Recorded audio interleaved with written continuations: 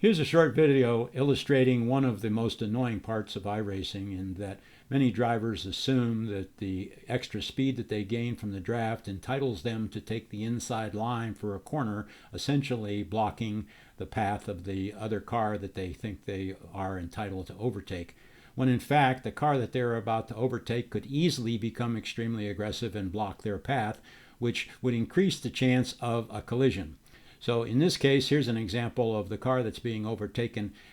braking early and giving the driver the corner to avoid having a collision, to preserve their safety rating and to just basically be a friendly or more friendly driver. This is one of the most annoying parts of iRacing, is that drivers think they're a Formula One driver and that they're entitled to dive to the inside just because they have the extra speed. They fail to recognize that the driver they're overtaking could block them and could easily stop and increase the likelihood of a collision.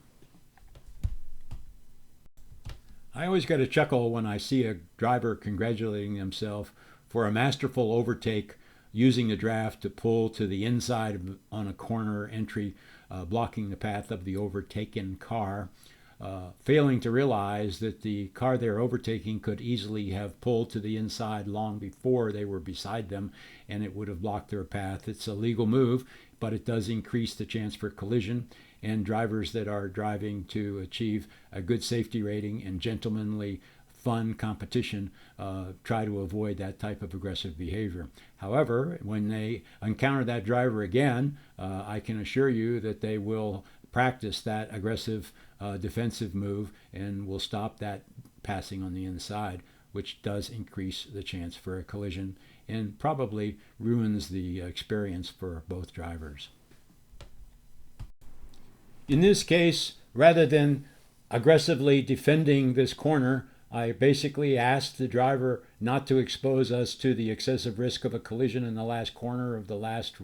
lap, but he did not listen to that request or did not abide by it, and it became obvious that we were going to have to go through that corner side by side unless I gave way. So you can see from my inputs in the overlay that I broke or hit the brakes early and avoided going side by side with him through the corner. I was unable to do a over-under and overtake him before the start-finish. So essentially he gained a position, but he lost a friend, and I will remember his performance in the next race and in future races where I race against him.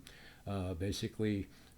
it kind of ruins the experience for me and many others with this type of overtaking. iRacing is supposed to be a race, not a fight.